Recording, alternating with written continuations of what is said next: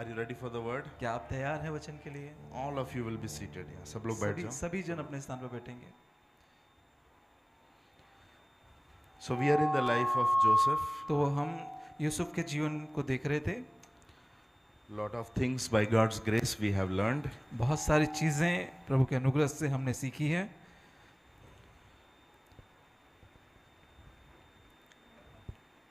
Maybe today and after 2 services, हो सकता है आज और आने वाले 2 सभाओं में we will complete the book of, the life of Joseph. तो हम ये जो जीवनी यूसुफ की जीवनी हम देख रहे हैं उसको हम कंप्लीट कर लें. Praise God. Praise God. So those who are hearing me, तो जो लोग मुझे सुन रहे हैं from the beginning days, शुरुआती दिनों से, we're just going through the notes which we have learned. हम जो नोट्स को देखेंगे जो हम तब से हम लोग देखते आ रहे हैं, सीख रहे हैं. Those who have took this message into your hearts and if you're trying to apply it, if this message becomes a revelation in your life, it can really boost your life. It can help you to stay awakened in all situations of your life. अगर इस जो आपने ये सीखा है इस यूसुफ के जीवन से, आप अगर इसको गंभीरता से लिए हैं तो आपके जीवन में ये बहुत बड़ा प्रभाव डालेगा. Yes. Yes, hallelujah. That much powerful this book, the life of Joseph is. तो इतना सामर्थ्य ये यूसुफ का जीवन है. And the glad news is that with the life of Joseph, we have also completed the half book of Genesis. और इसी के साथ में जैसे हम यूसुफ के जीवन को देख रहे हैं, हमने उत्पत्ति का आधा पुस्तक भी हमने पढ़ लिया है. Amen. हालेलुया, आमीन. We have almost completed it. Now हमने more, लगभग कंप्लीट कर लिया है. now more 2 chapters we have to cover. और केवल 2 अध्याय अभी बाकी हैं पूरा करने के लिए. Praise God. Praise God. So come with me to your notes, to your things which you have wrote maybe months back. तो आप जो आपने लिख के लिया है उसमें आए, जो हमने काफी दिनों से हम सीखते आ रहे हैं, लिखते आ रहे हैं.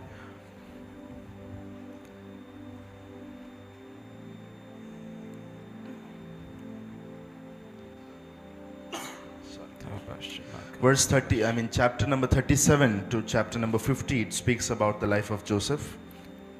और 37 अध्याय से लेकर अध्याय 50 तक कि यूसुफ के जीवन के बारे में वहाँ लिखा है. We can see 3 phases of life of Joseph. और यूसुफ के जीवन के 3 भागों को हम देख पाते हैं वहाँ पर. Do you remember what it is? क्या आप याद करते हैं क्या है वो? Beloved son, एक प्यारा बेटा, प्रिय पुत्र, rejected slave, और ऐसा उसको जो कैद में डाला गया, तिरस्कार किया हुआ गुलाम. तिरस्कार किया हुआ गुलाम. Rejected slave. तिरस्कार किया हुआ गुलाम. Number 3 was exalted ruler. और तीसरा है ऊंचा किया हुआ शासक. Now what we are seeing here is after Joseph is exalted, what is happening in his life? तो फिर हम क्या देखते हैं, जब उसको ऊंचा किया गया, वो शासक बन गया, तो उसके बाद उसके जीवन में क्या क्या हुआ. Now you remember that the life of Joseph is a story of dreams. तो आप जानते हैं कि जो यूसुफ का जीवन है ये स्वप्नों का जीवन है. It's all about, we have seen how Joseph is getting dreams, then after some chapters we can see that how the butler and baker's dream, then we see that how Pharaoh is getting dream. तो ये स्वप्नों की कहानी है, किस तरीके से यूसुफ ने स्वप्न देखा और उसके कुछ समय बाद में जो पिलाने वालों का सरदार और पकाने वालों का सरदार, उनको भी स्वप्न आता है और वो लोग जेल में उससे बात करते हैं. फिरौन का भी स्वप्न देखते हैं. हाँ, फिरौन का भी स्वप्न देखते हैं. 3 या 4 जन का स्वप्न इसमें हम लोग पूरा देखते हैं. एक यूसुफ का स्वप्न है, दूसरा पिलाने हारों पकाने हारों का स्वप्न, बटलर और बेकर का स्वप्न इसमें देख रहे हैं. उन लोगों को भी ड्रीम मिलता है. और उसके बाद में फिरौन को भी स्वप्न मिलता है. आमेन.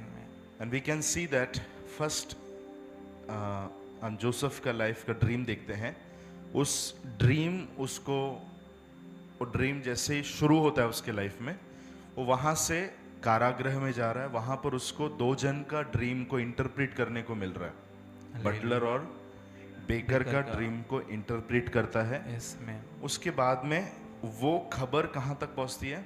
महल तक पहुंचती। यस, फिरौन के पास पहुंचती है। उस टाइम पे फिरौन को भी क्या मिला है? एक ड्रीम मिला है।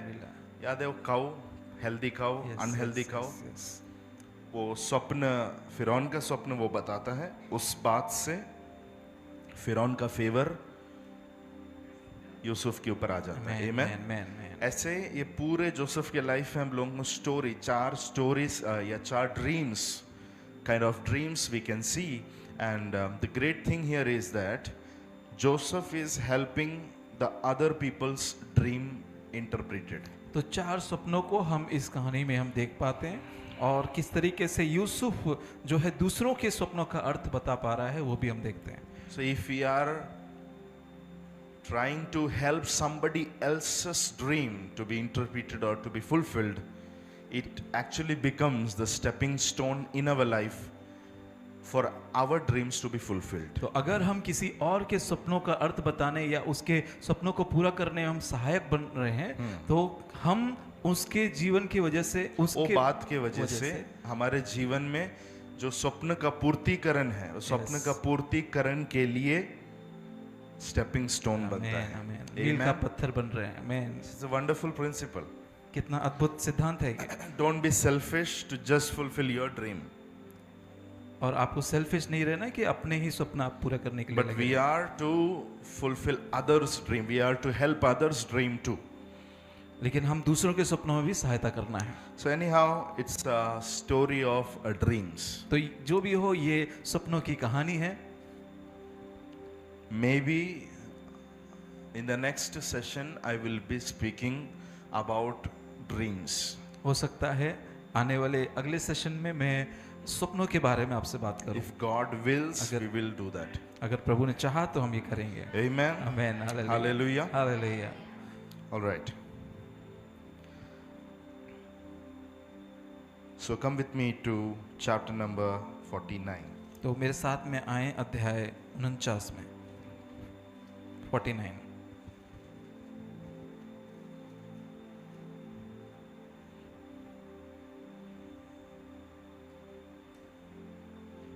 Verse number 1 onwards. और 1 वचन से हम पढ़ेंगे, उत्पत्ति 49:1। फिर याकूब ने अपने पुत्रों को यह कहकर बुलाया, इकट्ठे हो जाओ, मैं तुमको बताऊंगा कि अंत के दिनों में तुम पर क्या क्या बीतेगा। हे याकूब के पुत्रों, इकट्ठे होकर सुनो, अपने पिता इज़राइल की ओर कान लगाओ। हे रूबेन, तू मेरा जेठा, मेरा बल और मेरा पौरुष का पहला फल है। एक सेकेंड, कितने लोगों को इसके पहले का स्टोरी पता है? Please be seated. इसका पहले का स्टोरी मालूम है? इसके जस्ट पहले क्या हुआ? याकूब बीमार है, पता चलता है, मरने के लिए पड़ा है। ऐसे टाइम पर याकूब एक आदेश देता है कि जितने भी 12 बच्चे हैं सबको क्या करो, जमा करो। ये बात यूसुफ के पास पहुंचता है और यूसुफ क्या करता है, अपने दोनों बेटे को, किसको? एफ्राइम को और मनाशे को। बाय द वे, एफ्राइम का नाम का मतलब क्या है? भूल जाना। आमीन। जब हम भूल जाते हैं तो अगला कौन पैदा होता है? मनाशे। मनाशे का मतलब क्या है? फलवंतता। Yes, my recording is happening, so I am just controlling myself. या आप लोग वचन सच में ग्रहण कर रहे हैं कि नहीं ग्रहण कर रहे हैं? मतलब पूरा अगर सब कुछ भूल गए तो भी मुझे लगता है ये बात तो कभी नहीं भूलना चाहिए था। All right, hello, are you with me? Okay. जब हम लाइफ में भूलते हैं, अगर मैं आपकी जगह पे रहता तो मैं ज़रूर इस बात को दिल से ले लेता। एक बहुत ही गहरा प्रकाशन था। एफ्राइम और मनाशे 2 बच्चे याकूब को पैदा हो रहे हैं। Yes, you know, he is having 2 sons. 2 बेटे हो रहे हैं। If Ephraim is ready, if Ephraim comes, automatically Manasseh also will come. So what you have to learn in life is, if you're ready to forget your past, then only God can make you fruitful in your future. अगर एप्रेम आपके जीवन में आता है तो मनुष्य भी आपके जीवन में आता है। Amen. आमेन। फिर वहां से क्या देखा, मनाशे और अफ्राइम को लेकर आता है, राइट। यस। एक्चुअली ये ब्लेसिंग किसको मिलना चाहिए? 12 बच्चों को मिलना चाहिए।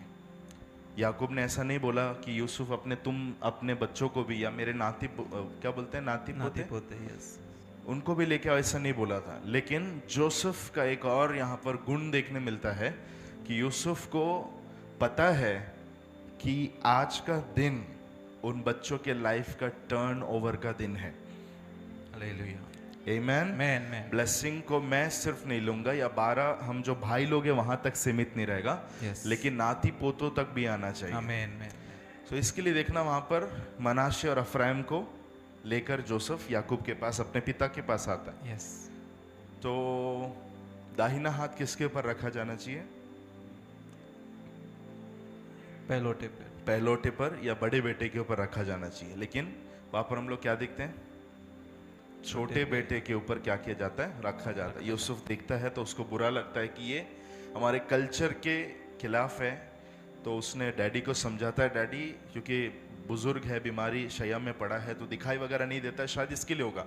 लेकिन याकूब ने बोला नहीं, मैं जानबूझ के ही कर रहा हूँ। हालेलुया। आपको याद है? यस, आमेन। सीधे हाथ ना रखते हुए क्रॉस हाथ रख के, ये मेरा एक्सप्लेनेशन था। तो crossed blessing, you know, hallelujah. Amen. आशीष जो है वो अदला बदली हो गई। Yes, yes. लेकिन वो सही तरीके से वहां पर हुआ था, क्योंकि आमेन, आमेन। याकूब कहता है कि जो छोटा वाला होगा वो बड़े वाले से बढ़कर होगा। आमेन, प्रॉस्पेरिटी आमेन। में, फलवंतता में परमेश्वर बड़े वाले से ज्यादा छोटे वाले को ब्लेस करेगा। आमेन, आमेन। तो परमेश्वर के राज्य में हमने क्या देखा? सीनियरिटी बिल्कुल मैटर करता नहीं है। वो कल्चर के खिलाफ में पवित्र आत्मा उस मोमेंट में कर रहा है ये सब कुछ, हालेलुया। जेकब के थ्रू।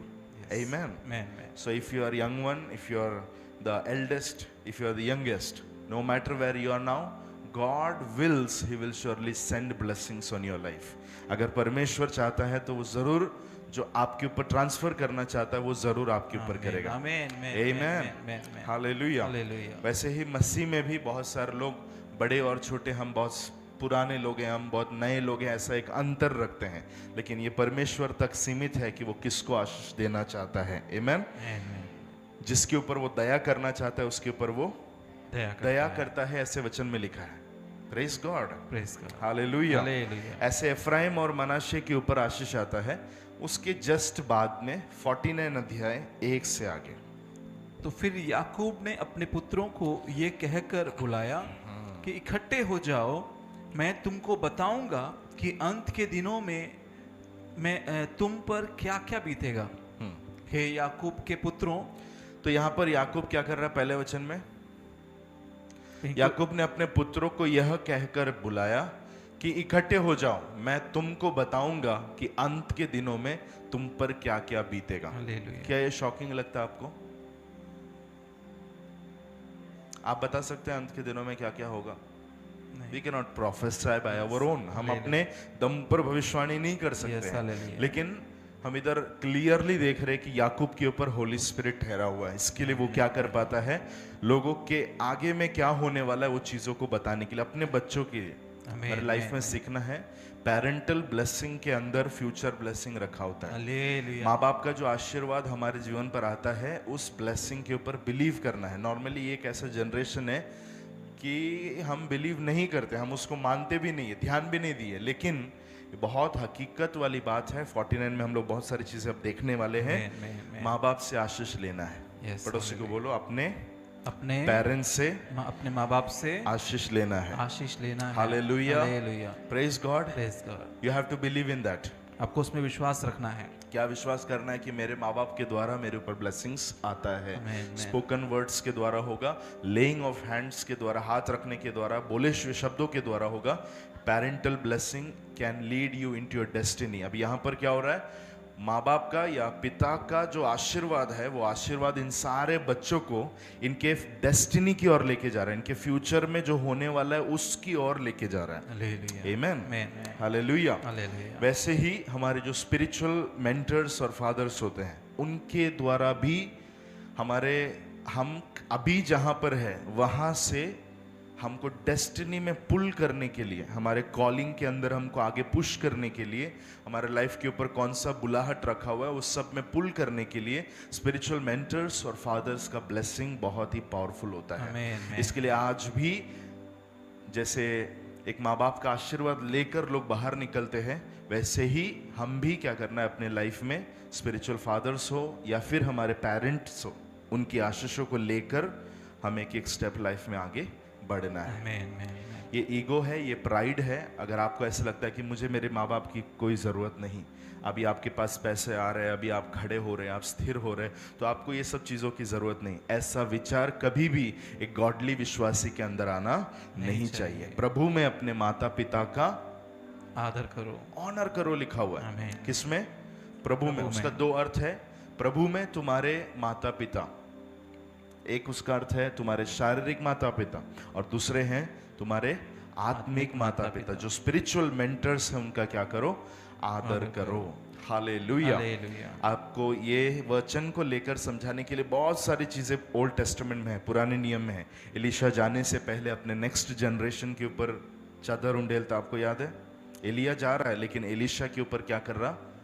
वो चादर देके जा रहा है। That is a blessing mantle. वो आशीष की चादर थी, हालेलुया। वो कॉलिंग की चादर थी, अभिषेक का चादर था। आमीन, इस तरीके से बाइबल में मोसेस को देख सकते हैं, एलाइजा को देख सकते हैं, और कई सारे लोग इस तरीके से जब वो दुनिया छोड़कर जाते हैं तो वो अपने क्या करते हैं? अपना नेक्स्ट जनरेशन को ब्लेस करके जाते हैं। आमीन, आमीन। हालेलुया। हालेलुया। तो 49 अध्याय में क्या होने जा रहा है, समझ में आ रहा? Yes, pushing into the destiny.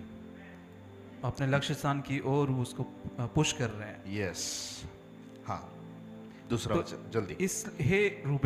हे याकूब के पुत्रों, इकट्ठे होकर सुनो, अपने पिता इज़राइल की ओर कान लगाओ। हे रूबेन, तू मेरा जेठा, मेरा बल और मेरे पौरुष का पहला फल है, प्रतिष्ठा का उत्तम तो भाग। सबसे पहला ब्लेसिंग किसके ऊपर आ रहा है? रूबेन के ऊपर। रूबेन के ऊपर। ध्यान से पढ़ो वो क्या बोल रहा है। हे रूबेन, हाँ, तू मेरा जेठा, हाँ, मेरा बल और मेरे पौरुष का पहला फल है। मैं पुरुष हूं, इसका पहला फल तू है। हाँ, आमीन। प्रतिष्ठा का उत्तम भाग और शक्ति का भी उत्तम भाग तू ही है। तू जो जल के समान उबलने वाला है, इसलिए दूसरों से श्रेष्ठ न ठहरेगा, क्योंकि तू अपने पिता की खाट पर चढ़ा, तब तूने उसको अशुद्ध किया, वह मेरे बिछौने पर चढ़ गया। शिमोन और लेवी तो मेरे बस एक एक पढ़िए। तो हम लोग, आप लोग तैयार है कुछ सीखने के लिए?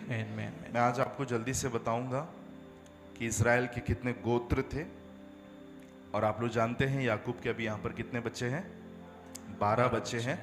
वो 12 बच्चे आगे जाकर क्या हो जाते हैं? 12 गोत्र हो जाते गोत्र बन जाते हैं। और ये 12 गोत्र क्या होंगे, ये बोला हुआ व्यक्ति कौन है? याकूब है। वाह, hallelujah, hallelujah, praise God, praise God. So इस शुरुआत में ही एक मैसेज इसके अंदर है। ये बिब्लिकल प्रिंसिपल है कि अगर आप एक है तो परमेश्वर आपको 1000 करेगा। आमीन, आमीन, आमीन। अगर आप एक है तो परमेश्वर क्या करेगा? 1000 करेगा। हमारा परमेश्वर जैसे आदम और हवा को बनाता है, बनाने के बाद में तुरंत उनको जो ब्लेसिंग देता है, वो ब्लेसिंग में कौन सा वर्ड आया? इंक्रीज, मल्टीप्लाई, बहुगुणित हो जाओ, आमीन, फलवंत हो जाओ, पृथ्वी में भर जाओ। आमीन, आमीन। ये अंदर गया क्या सबके? हालेलुया। अगर परमेश्वर ने आपको और मुझे बुलाया है तो परमेश्वर आपको और मुझे अकेले नहीं बुलाता, हमारे अंदर एक समाज को देखता है, आमीन, आमीन। हमारे अंदर एक जाति को देखता है। हमारे अंदर मिनिमम 1000 लोग हैं, आपको उसके साथ कितना भी मल्टीप्लाई कर सकते हैं। आमीन, आमीन। बोलिए मेरे अंदर हजारों लोग बैठे हुए हैं। हजारों लोग बैठे हुए हैं। Amen. Amen. So it is godly principle that if you are called one, your end will be in multiplication.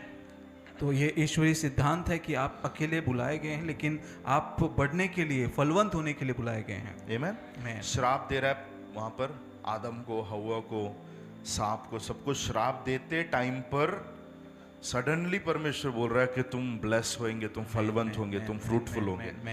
तो भले वो कर्स उनके ऊपर आया कि नहीं? यस। लेकिन क्या वो आगे कर्स ही रहे? वो आगे क्या होने लगे? फलवंत होने लगे, पृथ्वी में भर गए। इसके लिए आप और मैं इधर ऐसा बैठे हैं। हालेलुया। Amen. Amen, amen, तो amen. वो वाला जो ब्लेसिंग था, मल्टीप्लाई हो जाओ, वो आज भी बना हुआ है। Amen, amen, amen, amen. कितनी जनरेशंस गई, कितनी पीढ़ियां गई, कितने हजारों लाखों बिलियंस लोग ये धरती पर रहकर गए, वो एक वर्ड से जो परमेश्वर के मुंह से निकला हुआ था। Yes, amen. यही सेम चीज हमको देखने को मिलता है कलीसिया के अंदर में भी। Yes, hallelujah. अब्राहम को जब परमेश्वर ने बुलाया, उसी अब्राहम में से कौन आया? इसहाक आया। आया। इसहाक में से याकूब याकूब भी आया, और याकूब में से कितने बच्चे आ रहे हैं अभी? 12 12 बच्चे। बच्चे आए हैं, और इन 12 को परमेश्वर क्या कर रहा है? एक गोत्र बना रहा है। Amen, आमीन। amen, amen. पड़ोसी को छू के बोलो, आप एक राष्ट्र रहेंगे। आप एक राष्ट्र रहेंगे। आमीन। Amen.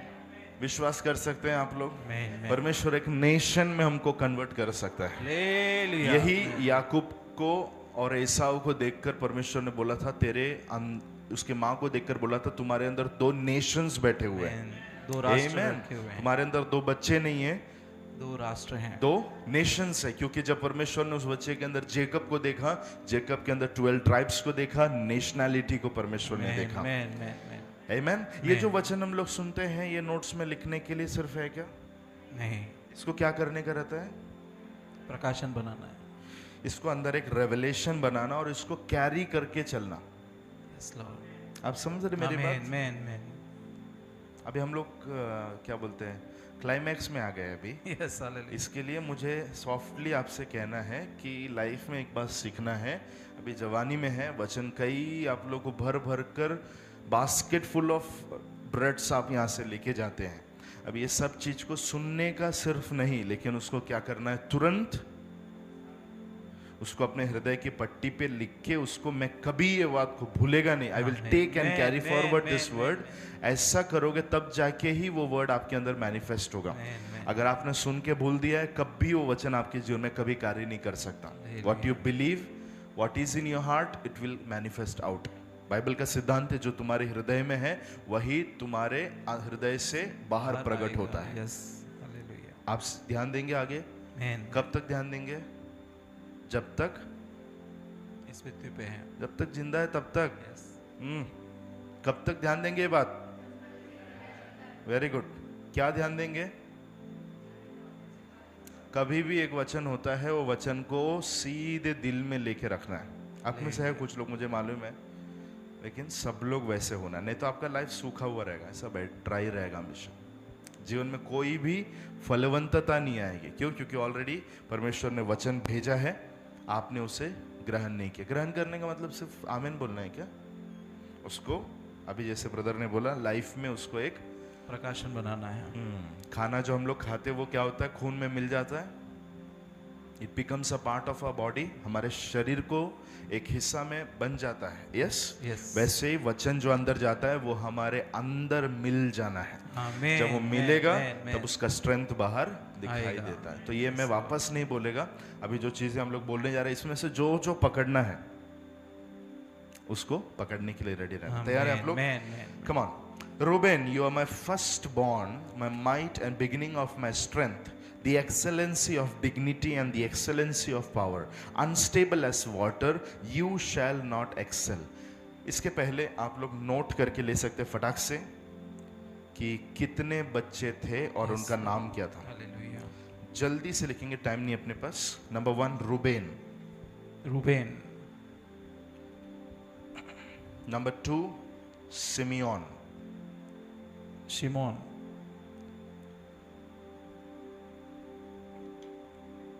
वो हिंदी में शिमोन है क्या? Yes yes, okay. Number 3 Levi, Levi,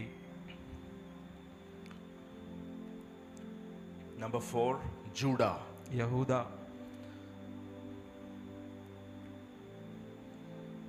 number 5 Zebulun, Zebulun, Zebulun, Zebulun,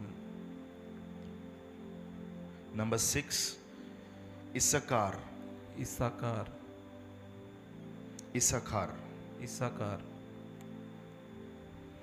number 7 Dan, दान, DAN, दान,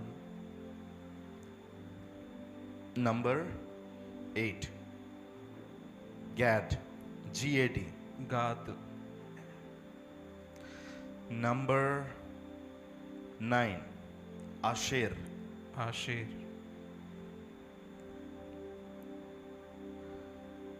Number 10, Naphtali. Naphtali, Number 11, Joseph. यूसुफ, Number 12, Benjamin. बिन्यामीन। सो 12 बच्चे, Reuben, Simeon, Levi, Judah, Zebulun, Issachar, Dan, Gad, Asher, Naphtali, Joseph, Benjamin. Amen. Man man. अब इसमें सबसे पहले Reuben को क्या बोला जा रहा है कि तू मेरा पहलौठा है, लेकिन तूने क्या किया है मेरे पिता के कैसे लिखा हुआ, तू पिता की खाट पर चढ़ा, तू पिता की खाट पर चढ़ा, तब तूने उसको अशुद्ध किया और वह मेरे बिछौने पर चढ़ गया। तो ये जो बात है उसको आप नोट कर सकते हैं कि रूबेन को ब्लेस करते समय पर ऐसा क्यों बोल रहा है। When you read in genesis 35:22, उत्पत्ति उसका 35 अध्याय 22 जब आप पढ़ेंगे तो वहां पर हमको देखने मिलता है, उत्पत्ति 35 अध्याय 22 वचन, रूबेन ने क्या किया था। What did Reuben do? 35:22। जब इज़राइल उस देश में बसा था, हाँ। तब एक दिन ऐसा हुआ कि रूबेन ने जाकर अपने पिता की रखेली बिल्हा के साथ कुकर्म किया और यह बात इज़राइल को मालूम हो गई। यस, बिल्हा कौन है? याकूब की रखेल थी, कॉन्कबाइन थी। उस कॉन्कबाइन के साथ में रूबेन ने क्या किया? व्यभिचार किया, गलत काम किया। और इसके वजह से आप ध्यान देना, माय गॉड, हालेलुया। कितने समय पहले ये हुआ है, लेकिन उस बात को जब ब्लेसिंग रिलीज किया जा रहा है यस, तो उसने पास्ट में जो गलत काम किया था वो गलत काम को यहाँ पर होली स्पिरिट रिमाइंड कर कर यस, उसको बोल रहा है कि तू कभी भी फलवंत नहीं होगा। यस, यस, क्योंकि तूने बिल्हा के साथ में कुकर्म किया। कुकर्म किया है। और इसके लिए एक वर्डिंग्स यूज किया, you are unstable as water. तू पानी जैसे ऊपर नीचे होता है वैसे तेरा लाइफ भी है, तू एक स्थिर व्यक्ति नहीं है। और साफ कहता है, यू शैल नॉट एक्सेल। तू लाइफ में कभी भी उन्नति को नहीं देखेगा। देखो, अभी ये है पुराने नियम का वचन। अब यीशु मसीह ने हमारे पापों को उठा लिया, सारी बातें हैं। लेकिन जैसे मैं हमेशा बोलता हूं कि बाइबल में लॉ से हम ग्रेस में आ गए हैं, लेकिन परमेश्वर के जो सिद्धांत है वो कभी भी बदलते नहीं हैं। चाहे वो ओल्ड टेस्टामेंट हो, चाहे वो न्यू टेस्टामेंट हो। हमें अपने लाइफ में ध्यान देना है कि ऐसा कोई भी कुकर्म हमारे जीवन में ना हो जो हमारे फ्यूचर ब्लेसिंग्स को रोके। कैसा लिखा हुआ है कि यू शैल नॉट एक्सेल। तो लाइफ में कभी भी उन्नति को देखने नहीं पाएगा। आप समझ रहे मेरी बात? Yes, So we have to be very careful that we don't cross the limit in sexuality. हम लोग लैंगिकता में कभी भी अपने नियम को लिमिट को क्या नहीं करना है? क्रॉस नहीं करना है। यस, ऑलराइट, आएंगे नेक्स्ट। तो और साथ में ये एक्सेल बोला गया, अभी जो यहाँ पर लिखा है कि तू कभी एक्सेल नहीं होगा। आपको पता है आगे क्या हुआ? रूबेन के बारे में आगे बाइबल के अंदर कुछ भी नहीं है। हालेलुया। ओ, सुना आपने? हालेलुया। उसके वंशावली में से, उसके गोत्र में से कभी कोई राजा नहीं आए, न्यायी लोग नहीं है, ऐसा कोई भी श्रेष्ठ एमिनेंट पर्सनालिटी उसके ट्राइब में से आया ही नहीं।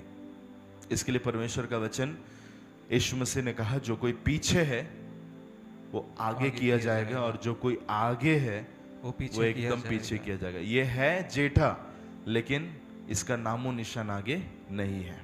If you want to become a history maker, अगर आपको इतिहास को रचने वाले बनना है तो जीवन में क्या रखना है?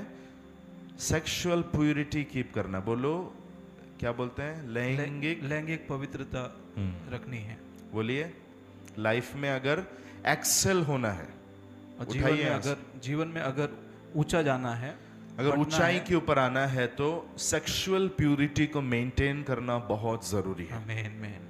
आमेन। Amen. और यही चीज हम लोग जोसेफ के लाइफ में देखते हैं। उसके लाइफ में भी उसने सेक्सुअल प्यूरिटी को मेंटेन किया, उसने लैंगिक पापों में गिरा, इसके लिए परमेश्वर ने उसको ऊपर लेकर आया। Amen. Amen. Amen. Next party है सिमियोन एंड लेवी। शिमोन और लेवी। जल्दी से पढ़ लीजिए 5 to 7। What is that? शिमोन और लेवी तो तेरे भाई भाई हैं, उनकी तलवारें उपद्रव के हथियार हैं। हे मेरे जीव, उनके मर्म में न पड़। हे मेरी महिमा, उनकी सभा में मत मिल, क्योंकि उन्होंने कोप से मनुष्यों को घात किया और अपनी ही इच्छा पर चलकर बैलों को पंगु बनाया। धिक्कार उनके कोप को जो प्रचंड था और उनके रोप को जो निर्दय था। मैं उन्हें याकूब में अलग अलग और इज़राइल में तितर बितर कर दूंगा। यहाँ पर सिमियोन और लेवी के ऊपर जो एक्चुअली ब्लेस कर रहा है बोला है, लेकिन एक्चुअली उनके भविष्य में क्या होने वाला है वो बातें रिलीज की जा रही है। हालेलुया। हम लोग ये सब चीज देखे किसके पास आने वाले हैं? अरे किसके बारे में सीख रहे हैं हम लोग? यूसुफ। हाँ, यूसुफ के बारे में हम लोग आ रहे हैं। इसके लिए थोड़ा थोड़ा इन लोग को सबको देख के नीचे आएंगे। रेडी है ना आप लोग? ओके। तो सिमियोन और लेवी दोनों भी भाई लोग हैं। दोनों के बारे में लिखा है दोनों ने क्रुएल्टी के काम किए हैं, और कहता है कि तुम्हें मैं डिवाइड कर दूंगा, तुम्हें मैं तितर बितर कर दूंगा। यस। नोट कर लो एक वचन को वहां पे, जेनेसिस 34 25 to 29। उत्पत्ति 34 25 से 39 29 सही है। यहाँ पर क्या हो रहा है इधर देखना। याकूब को 12 बच्चे थे, 12 लड़के थे। उस 12 लड़के के साथ में अगर आप पढ़ेंगे उसी वचन में, तो वहां पर ये 12 भाइयों को एक बहन थी, जिस बहन का नाम था दीना। क्या नाम था? दीना। DINAH। दीना। दीना। दीना के बारे में लिखा हुआ है कि शेकेम के कुछ पुरुष लोग, विशेषकर कई सारे पुरुष हैं, लेकिन उसमें से एक पिता है और एक बेटा है। उनके बारे में आप पढ़ सकते हो उसमें। वो बेटा क्या करता है? दीना को रेप करता है। यस। इस तरीके से we can say that one of the first rape in the human history, इतिहास में हुआ एक पहला रेप बोल सकते हैं। यस। वो जो है जबरदस्ती करता है दीना के साथ में, और ये बातें किसको पता चलती है? 12 भाइयों को पता चलती है। बाकी कोई भी एक्शन नहीं लेता है, लेकिन सिमियोन और लेवी क्या करते हैं? इस पर एक्शन लेते हैं। अब क्या होता है, जैसे ही वो झगड़ने के लिए निकलते हैं तब तक शेकेम और वहां के पुरुष और उसके पिता आ चुके हैं। तो उन लोग कहते हैं अब इतनी बात हो गई है तो दीना को क्या करो? पिता बोलता है मेरे बेटे से शादी करवा दो कर। तो सिमियोन और लेवी बोलते हैं कि हम ये होने नहीं देंगे, क्योंकि आप लोग अन्य जाति है, या फिर आप सरकमसाइज्ड लोग नहीं हैं, आप यहूदी नहीं हैं, या फिर खतना किए हुए लोग नहीं हैं। इसके लिए हम आपके हाथों में हमारा बहन को नहीं दे सकते। थोड़े देर के बाद में ये लोग थोड़े चाप्टर लोग हैं, सिमियोन और लेवी, ये लोग दोनों आपस में प्लान करते हैं कि अब हम क्या करेंगे, इनको बोलेंगे कि आप लोग खतना करो। अगर आप लोग खतना करने के लिए तैयार है तो हम अपनी बहन को दे देंगे। वो लोग, अगला टीम आपस में डिस्कस करता है कि ऐसा बोला गया खतना करने के लिए, तो सब लोग डिसाइड करते हैं कि हम सब खतना करेंगे। बाप ने खतना किया, बेटे ने, उस शेकेम ने खतना किया, और जितने भी पुरुष लोग आए थे वो सभी लोगों ने खतना किया।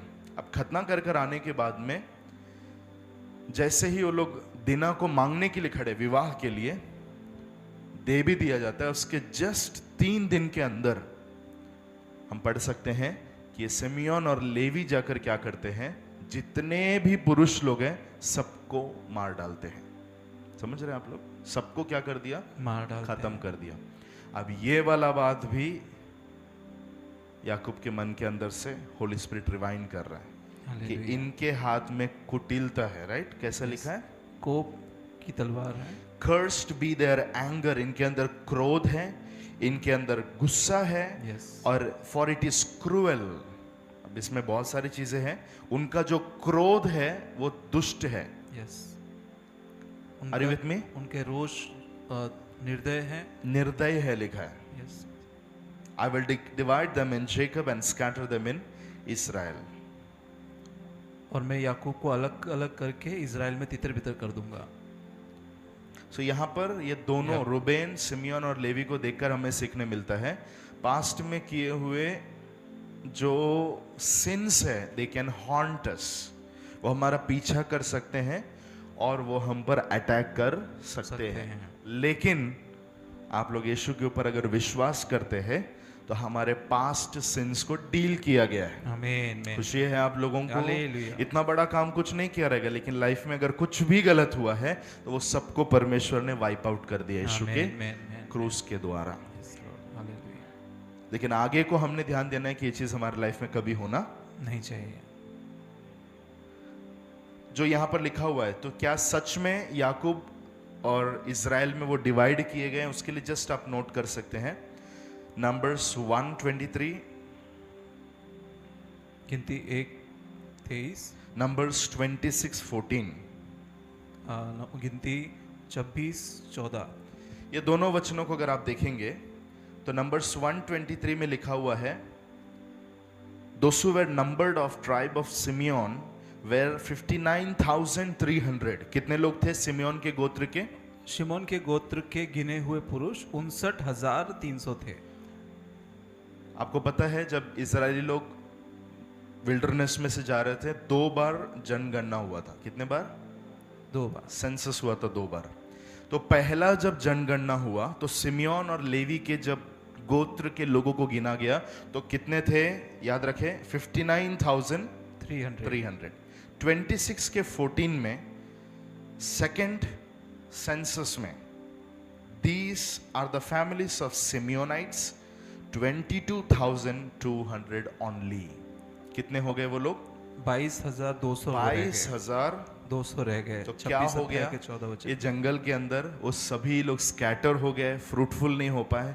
धीरे धीरे धीरे धीरे उनके गोत्र में लोग कम हो गए। शायद हो सकता है कि उसमें से कई लोग मर गए होंगे अविश्वास के कारण, क्योंकि हम वो भी पढ़ते हैं कि अविश्वास के कारण कई बार जजमेंट उनको दिया गया था, पृथ्वी ने खाया है, आग उतरा, क्या क्या चीजें हुई हैं। तो उसमें से शायद इसमें कई सारे लोग मरे होंगे, ऐसा हम मान सकते हैं। हालेलुया। हालेलुया। तो जैसा याकूब ने बोला कि वो तितर बितर होंगे, वैसे ही हो गया। Come with me to the third character. कौन है तीसरा व्यक्ति? लेवी। लेवी पढ़िए। और शिमोन और लेवी तो तेरे भाई भाई हैं। या अगला है जूडा, यहूदा। यहूदा कि हे यहूदा, तेरे भाई तेरा धन्यवाद करेंगे और तेरा हाथ तेरे शत्रुओं की गर्दन पर पड़ेगा और तेरे पिता के पुत्र तुझे दंडवत करेंगे। यहूदा सिंह का बच्चा है। हे मेरे पुत्र, तू अहेर करके गुफा में गया है। वह सिंह अथवा सिंहनी के समान दबकर बैठ गया, फिर कौन उसको छेड़ेगा? जब तक शिलो न आए तब तक न तो यहूदा से राजदंड छूटेगा, न उसके वंश से व्यवस्था देने वाला अलग होगा, और राज्य राज्य के लोग उसके अधीन हो जाएंगे। वह अपने जवान गदहे को दाखलता में और अपने गदही के बच्चे को उत्तम जाति की दाखलता में बांधा करेगा। उसने अपने वस्त्र दाखमधु में और अपना पहरावा दाखों के रस में धोया है। उसकी आंखें दाख मधु से चमकीली और उसके दांत दूध से श्वेत होंगे। जो तीसरा, अगर आप लोग ओवरऑल क्या बोला जा रहा है, प्रोफेसी क्या है जूडा के लिए? Overall prophecy, the overall prophecy is the sceptre shall not depart from Judah. यहूदा के ऊपर से राजदंड बोला, राइट? यस। यहूदा के ऊपर से राजदंड कभी नहीं हटेगा। हालेलुया। कितने लोग को मालूम है यहूदा गोत्र कौन सा गोत्र है? यीशु जी। Very good, hallelujah. उस गोत्र में से रॉयल्टी कभी नहीं हटेगी, राजकीयपन कभी नहीं हटेगा, राजदंड उनके पास में हमेशा रहेगा। I am excited to speak about Judah. आमीन। मैं बहुत उत्साहित हूँ यहूदा के बारे में बोलने। हालेलुया। हालेलुया। अब आप लोग को पता है शुरुआत जो था यहूदा का वो बिल्कुल सही नहीं था। कुछ याद आ रहा आपको जूडा बोलते समय पर? ओके, जब ये लोगों ने, भाई लोगों ने, सबने मिलकर वो बच्चे का वो वस्त्र लेकर यूसुफ को जब मर गया बोलकर वो कपड़े के ऊपर खून वगैरह लगाकर उसको गड्ढे में डाल दिए थे, ऐसे टाइम पर वो लोग गड्ढे में डाल के निकल के जा रहे थे, सही है? यस यस, लेकिन जूड़ा था जिसने क्या बोला, हाँ इसको बेच दो। उसको बेच देंगे। मैंने तभी बताया था कि उसके अंदर एक बिजनेसमैन बैठा हुआ था, उसके अंदर एक बिजनेसमैन अंदर था। यस, उसके अंदर पैसे को लेकर एक आवड़, एक प्रेम, एक खिंचाव उसके अंदर था, और उसने कहा नहीं नहीं, उसको बेच देंगे, थोड़ा पैसा अपने को मिल जाएगा। तो ये पहला चीज है यहूदा ने जो गलत किया था, राइट? एनी हाउ, हम अगर परमेश्वर की योजना में देखेंगे तो वो तो उसका जाना जरूरी था, लेकिन उसके तरफ से जो उसने किया वो गलत था, सही है? यस यस, दूसरा चीज, जेनेसिस 38:26 अगर आप पढ़ेंगे तो वहां पर लिखा, उसने अपनी ही बहू के साथ, तामार के साथ में व्यभिचार किया था। यस, 38 का 18 में भी है, 26 में भी है। ये सब वचन नोट करके रखिए।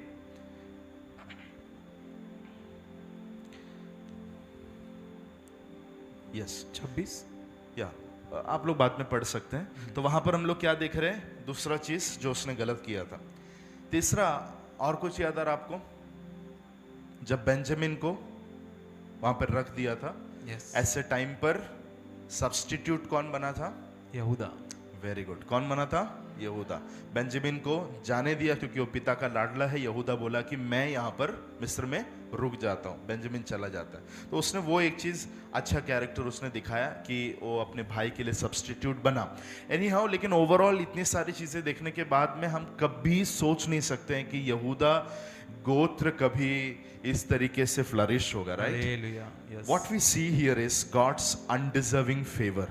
एक व्यक्ति अयोग्य नहीं रहने पर परमेश्वर की प्रसन्नता उस व्यक्ति के ऊपर उतर कर आते हुए जूडा के लाइफ में हम लोग देखते हैं। Hallelujah, this is very applicable to you and me. आपके लिए भी एप्लीकेबल है। अगर आप बोलते हैं मेरे पास में मैंने बहुत सारे गलत काम किए हैं, परमेश्वर रिवर्स कर सकता है फेवर को लाकर। आमीन, man, Receive it by faith right now. Come on, somebody. मैं विश्वास Yes. से कहें कुछ तो। I receive that in the name of मैं Jesus. ग्रहण The Lord करता हूं can यीशु मसीह के reverse नाम the में। background, the past, and He can produce the best into the future. भविष्य के लिए कुछ तो अच्छा हमारे अंदर से प्रोड्यूस करवा सकता है। आमीन, वही हम लोग आमीन, जूडा के लाइफ से देख देखते सकते हैं। हैं। अब जेकब क्या कह रहा है कि You are he whom your brother shall praise as lion. तू कैसे रहेगा? तो यहूदा सिंह का सिंह बच्चा के है। जैसा होगा। यस, अब यहां पर यहूदा का शब्द का अर्थ क्या है? बताया मैंने इधर, प्रेज। यहूदा शब्द का मतलब क्या है? प्रेज। इसके लिए जब भी वो लोग लड़ने जाते थे तो सबसे पहले किसको खड़ा करते थे? यहूदा गोत्र को खड़ा करते थे, जो स्तुति को बताता है। अगर स्तुति आगे आगे जा रहा है तो जीत हमारे हाथ में रहेगा। Amen. So when you praise God, victory is ours. तो ये परमेश्वर की स्तुति करेंगे तो जय हमारी है। इसराइली लोग ये सब प्रैक्टिस कर रहे थे परछाई में, लेकिन हम लोग रियलिटी में उसको अब भी प्रैक्टिस करते हैं। Man, man. वाह। You are he whom your brother shall praise as lion. The scepter shall not depart from Judah, nor a lawgiver from between his feet. To him shall be the obedience of the people. People will obey them. Wow. लोग क्या करेंगे? उनकी मानेंगे। क्यों? क्योंकि इस गोत्र में राजा लोग खड़े होने वाले। हालेलुया। राज्य राज्य के लोग उसके अधीन हो जाएंगे। राज्य राज्य के लोग उसके अधीन हो जाएंगे। ये दो एंगल से जा रहे हैं। एक पूरा यहूदा गोत्र और दूसरा अपना आदमी जो यहूदा गोत्र में से आया है। यस, आमीन, आमीन। राज्य राज्य के लोग उसके अधीन हो जाएंगे। उसके अधीन हो जाएंगे। आमीन, आमीन। सो जेकब ने, ऐसा हम बोल सकते हैं, मिनिमम 1600 इयर्स पहले ये बातें बोल रहा है, हालेलुया। और ये बातें फुलफिल हो रही है। आमीन, मैन, मैन, मैन। 640 इयर्स के बाद में, कितने साल बाद? 640 साल। 640 साल के बाद में ये प्रोफेसी का, भविष्यवाणी का पूर्तिकरण हो रहा है। क्योंकि कौन आ रहा है उसमें? दाऊद खड़ा हो रहा है। कौन खड़ा हो रहा है? दाऊद खड़ा हो रहा है। 1600 1600 साल के बाद में एक्चुअल फुलफिलमेंट हो रहा है, जहां पर मसीहा यहूदा गोत्र में से आ रहा है। Man, man. आमीन। इसके लिए वहां पर लिखा हुआ है अनटिल शीलो कम्स, या जब तक शीलो ना आए आमीन। तब तक ना तो यहूदा से राजदंड छूटेगा। हालेलुया, वाह। हालेलुया। जब तक शीलो ना आए, यहाँ पर जो शीलो है, ये शीलो टर्म उन दिनों में मसीहा के लिए यूज किया जाता था, मसीहा के लिए यूज किया जाता था। हालेलुया। शीलो ये शब्द का मतलब है to whom everything belongs, how we can say, जिसके जो सब कुछ का स्वामी है, या सब कुछ जिसके अधीन है। या सब कुछ जिसके जिसके अधीन अधीन है। शीलो का मतलब क्या है? आप लोग को एक्साइटमेंट नहीं है? हालेलुया। शीलो सब कुछ का जिसके मतलब अधीन है, मसीहा, जिसके सब कुछ और वो अधीन शीलो वर्ड का मतलब है सब कुछ जिसके अंडर में, है। Man man man. सब कुछ जिसका है। आमीन। हालेलुया। तो क्या बोल रहा है? जब तक यहूदा गोत्र में 1600 साल लगेंगे किसको आने के लिए? शीलो को आने के लिए, मसीहा को आने के लिए, तब तक, माय गॉड, हालेलुया। तब तक यहूदा में से राजदंड नहीं छूटेगा, मतलब तब तक किंग्स लोग उसमें पैदा होते रहेंगे। Hallelujah. Man man. Wow, hallelujah. Hallelujah. आगे, उसके आगे क्या लिखा है? कि वह ना- अपने जवान गधे को दाखलता में, अपने गदही के बच्चे को उत्तम जाति की दाखलता में बांधा करेगा। उसके अपने इसमें वस्त्र। एक और चीज है कि जब यहूदी लोग इस वचन को लेकर बहुत थियोलॉजियंस का कहना है, जब यीशु मसीह 12 साल का था उस टाइम पर सारे यहूदी लोग बोल के घूम रहे थे कि जब तक शीलो आएगा तब तक सेप्टर यहूदा में से नहीं हटेगा। ये वचन कहाँ पूरा हुआ? वेयर इज मसीहा, वेयर इज मसीहा, ऐसे बोलकर इतिहास कहता है कि वो रास्ते से घूम रहे थे। हालेलुया।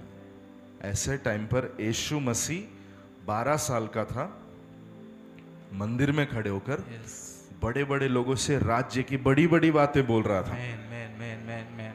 वहीं पर वो किंग इंस्टॉल हो चुका था, हालेलुया। एक किंग के जैसे खड़े होकर वो वहां पर बात कर रहा था। लेकिन बाकी जितने भी यहूदी सब अंधेरे में थे, इसके लिए बाहर बोल के घूम रहे कि याकूब ने, हमारे पूर्व पैट्रियार्क ने, हमारे पिता महान याकूब ने भविष्यवाणी किया, तो भविष्यवाणी अभी तक पूरा नहीं हुआ।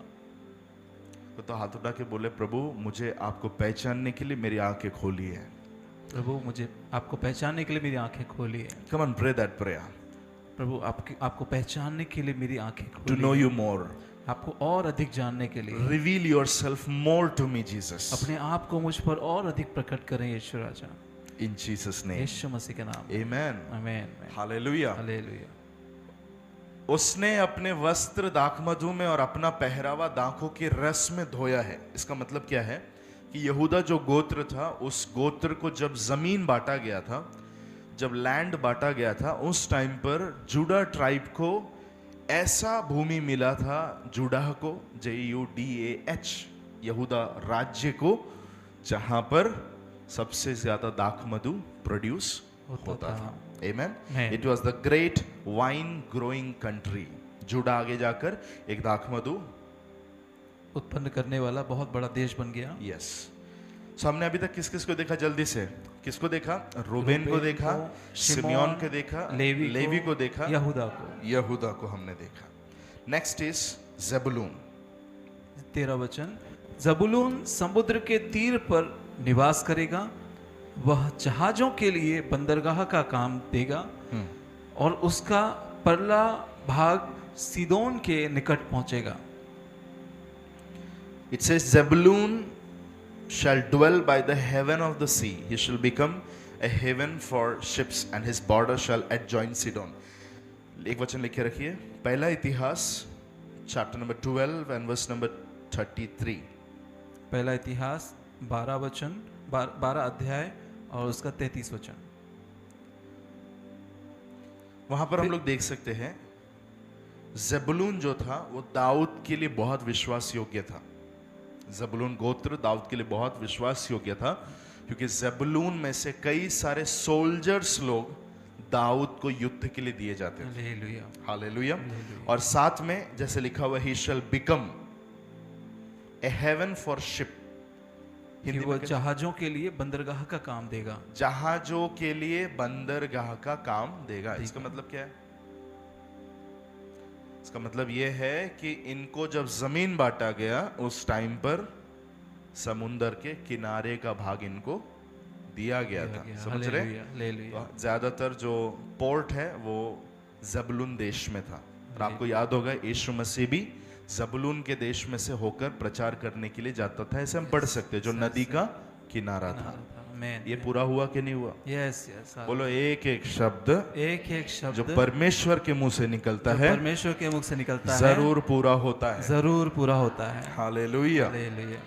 Next, Issachar. Issachar. Okay, so Zebulun को जब हम लोग याद करते हैं तो जबूलून के लिए क्या नोट करना है? ए हेवन फॉर शिप्स, वो जहाजों के लिए बंदरगाह रहेगा। आमीन। देखो, मैं आपको ऐसी चीजें यहाँ से अभी बता रहा हूँ जो 50 साल के विश्वासी लोग को भी नहीं मालूम है। Yes hallelujah. 50 इयर्स हो गए मसीह में, लेकिन ये सब बात अभी भी उनको पता नहीं है। सुन रहे क्या? Hello, yes are you with me? Yes तो हालेलुया। सीरियसली लो इस चीज़ों को और अंदर छाप दो, क्योंकि आने वाले दिनों में बहुत बड़ी बातें हम देखने वाले हैं, हमारे द्वारा होने वाले। जो लोग सीरियसली लेते हैं उनको पक्का प्रभु यूज करेगा। आमीन आमीन आमीन डेमो आपके सामने खड़ा है। आमीन। वचन को बहुत दिल से लगाने वाले लोगों को प्रभु ऊपर लेके जाता है, यूज करता है। ये आपका गवाही रहेगा यीशु के नाम में। आमीन आमीन हालेलुया। हालेलुया। ये सब चीजें बैठ के क्यों सीख रहे? पड़ोसी को बोलो, ये सब चीजें प्रभु हमें क्यों सिखाता रहेगा? ये सब चीजें प्रभु हमें क्यों सिखाता है? क्या लगता है आपको? हाँ, आने वाले दिनों में प्रभु हमको बहुत यूज करने वाला है। यस आमीन। उसके लिए फाउंडेशन डालने का काम प्रभु कर रहा है अभी। हालेलुया। Yes lord. आमेन। मैंने आपको बताया हमारे चर्च के ऊपर की प्रोफेसी है कि इसमें कई साल फाउंडेशन लेइंग काम होता रहेगा, आमीन आमीन। बुनियाद डालने का काम चालू रहेगा। Yes Lord. पड़ोसी को बोला, अभी अभी फाउंडेशन डालने का काम चल रहा है। फाउंडेशन डालने का काम चल रहा है। ऑनर भी काम कर रहा है, मिस्त्री, सब लोग क्या कर रहे हैं? अभी फाउंडेशन डालने में काम व्यस्त कर रहे है। आमीन आमीन आमीन। हालेलुया। हालेलुया। इसकार, इसकार के बारे में स्ट्रॉन्ग डोंकी, कि 14 इस्साकार एक बलवंत गधा है। बलवंत गधा है। Hallelujah. And he become a band of slaves. Issachar एक ऐसा गोत्र था, सेंसस जब किया गया था तो 3rd लार्जेस्ट ट्राइब था, सबसे बड़ा तीसरे नंबर का गोत्र था। And he became a band of slaves. कैसे लिखा है? और वह Last में। जो बेगारी में दास का काम करते थे। पूरा पढ़। हाँ, पढ़ इस्साकार एक बलवंत गधा है, हाँ। जो पशुओं के बाड़ों के बीच में दबका रहता है। उसने एक विश्राम स्थान देखकर कि अच्छा है, और एक देश जो कि मनोहर है, अपने कंधे को बोझ उठाने के लिए झुकाया। यस। अभी ये लोग क्या थे? बहुत ज्यादा गिनती में थे। इस कारण से इन लोगों को जब भी लड़ाई लड़ने के लिए जाते थे इस्राएली लोग, उस टाइम पर कौन से गोत्र को? इस्साकार गोत्र। इस्साकार गोत्र को सामान वगैरह उठाने के लिए, क्योंकि बहुत सारा सामान लेकर जाना होता था युद्ध के लिए, वो सब किसके हाथ में दिया जाता था? इस्साकार। इस्साकार गोत्र वालों के हाथ में दिया जाता। इसके लिए बोला गया स्ट्रॉन्ग डोंकी, गधा जैसा बोझ उठाता है वैसा इस्साकार बोझ उठाएगा। पूरा हुआ कि नहीं हुआ? Yes. आगे जाकर जब भी इस्राएल लोग लड़ाई के लिए जाते हैं, इस्साकार बोझ उठाने वाला है। उसके अलावा और एक चीज, इस्साकार एक ऐसा गोत्र था, किसी को मालूम है? वो भी मैंने इधर एक बार बताया था, टाइम्स एंड सीजन्स बताते टाइम पर। यस, इस्साकार एक ऐसा गोत्र था जो समय और कालों को पहचानते थे। हालेलुया। वो लोग एस्ट्रोनॉमी, एस्ट्रोलॉजिकल चीजें बहुत अच्छे से जानते थे। तारों को, चांदों को देखकर पुराने नियम के सेटिंग के हिसाब से वो लोग भविष्य में क्या होने वाला है वो सब जानते थे। इसके लिए इजरायली लोग कभी भी, इवन दाऊद के बारे में लिखा है, जब भी दाऊद लड़ाई वगैरह लड़ने के लिए जाता था, वो राइट टाइम है कि नहीं, उसके लिए इस्साकार गोत्र में से लोग आकर गाइड करते थे, ये सही समय है, अभी आप युद्ध के लिए जा सकते। वो भी एक परछाई थी नए नियम में जो कायरोस आने वाला था उसके लिए। Man man man. हेलो, आप समझ रहे हालेलुया। हैं? Praise God. Praise अभी God. हम लोगों को किसी के पास जाके टाइम पूछना है क्या? बाइबल बार बार कहता है समय आ चुका है, आज ही फेवर का दिन है। Man man. सब बोला क्या टाइम बताएगा करके? नहीं, already we are into kairos. Hallelujah. Chronos और काइरोस कितने लोगों को मालूम है? क्रोनोस मतलब क्या है? हाँ, काइरोस मतलब क्या है? तो अभी हम लोग क्रोनोस में जी रहे हैं या काइरोस में जी रहे हैं? दोनों में जी रहे हैं, हालेलुया। है ना? घर में घड़ी देखते हैं कि नहीं? हाँ, हम लोग सूर्य के भी नीचे हैं, और धार्मिकता का जो सूर्य है, द सन ऑफ राइचियसनेस, यीशु मसीह, उस क्लॉक के भी नीचे हम लोग जी रहे हैं। तो हमारे लाइफ में we are already in times. तो इस्साकार के बारे में याद करेंगे तो क्या याद आएगा? Strong donkey Donkey. And the tribe which new the times and seasons. और वो एक ऐसा गोत्र जो समय और कालों को जानता था। ओके, नेक्स्ट, जल्दी से। दान दान 17, और दान इज़राइल का 16, दान इज़राइल का एक गोत्र होकर अपने जाति भाइयों का न्याय करेगा। दान मार्ग में का एक सांप और रास्ते में का एक तो नाग होगा। एक चीज उधर लिखा है, दान क्या करेगा? लोगों का न्याय करेगा। लोगों का न्याय करेगा। पूरा हुआ क्या ये वचन? लिख के लीजिए, जजेस 13 एंड वर्स नंबर 2, न्यायों का पुस्तक 13 अध्याय 2 वचन। 13 आपको पता है राजाओं के समय पहले किसका चल रहा था? न्यायों का समय चल रहा था, राइट? yes, जब न्यायों का समय चल रहा था, ऐसे टाइम पर एक प्रोमिनेंट जज था, उनका नाम था सैमसन। यस। जो सैमसन, जो प्रोमिनेंट जज था, उसके बारे में लिखा है कि वो सैमसन भी कौन से गोत्र ट्राइब में से था? दान में दान से में था। से था। तो हुआ कि नहीं वचन पूरा? Yes yes. क्या लिखा है? क्या लिखा था उधर? कि- दान लोगों का न्याय करेगा। अगला, Dan shall be a serpent by the way. और दान मार्ग में का एक सांप होगा। मार्ग में का एक क्या होगा? सांप होगा। रास्ते में का एक नाग होगा। हाँ, जो घोड़े की नली को डसता है, उससे उसका सवार पछाड़ खाकर गिर पड़ता है। हे यहोवा। बस बस, दान यहाँ पर सांप का काम करेगा। इसका मतलब क्या है? इस्राएली लोग जब विल्डरनेस में आ गए, आपको पता होगा कि मूसा पट्टियों को लेने के लिए गया, तब तक नीचे क्या हुआ? हारून और टीम ने क्या किया था? बछड़ा बनाया। सोने का, रिप्लाई दो, सोने का बछड़ा बनाकर उन लोगों ने वर्शिप करना शुरू किया था। Yes. अब वो सब गेम के पीछे एक टीम बैठ के काम कर रहा था, उनका नाम क्या है? दान गोत्र। दान गोत्र के लोग थे जो इज़राइल में आइडोलेट्री को लाए थे, मूर्ति पूजा को लाए थे। कुछ वचनों को नोट कीजिए। जजेस 18:30, न्यायों 18:30, 1 किंग्स 12:26-30, पहला राजा 12 अध्याय 26 से 30, 12:26 से 30, पहला राजा 12:26 से 30, जजेस 18 का 30, 1 किंग्स 12:26 से 30। जेरोबाम के समय पर भी हम लोग देखते हैं, राजा जेरोबाम के समय पर भी मूर्ति पूजा के लिए कौन इनिशिएटिव ले रहा था? दान के लोग।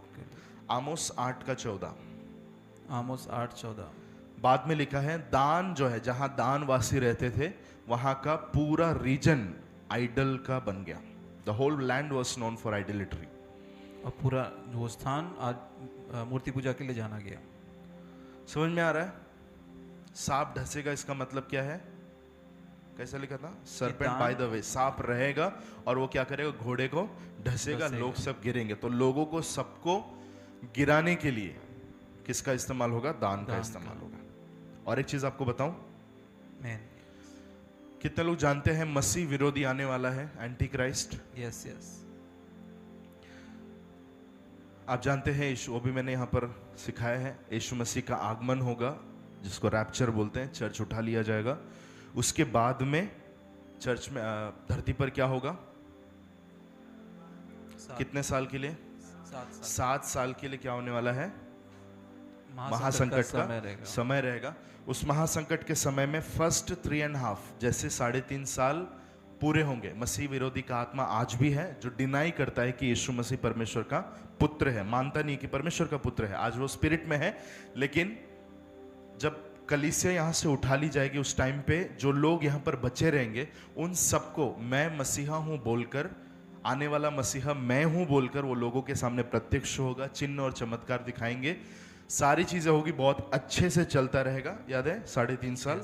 उसके बाद में वो क्या करेगा? मंदिर में, दूसरा थिस्सलुनी में जैसे लिखा है, वो मंदिर में परमेश्वर से भी अपने आप को श्रेष्ठ ठहरा कर खुद को इंस्टॉल करेगा।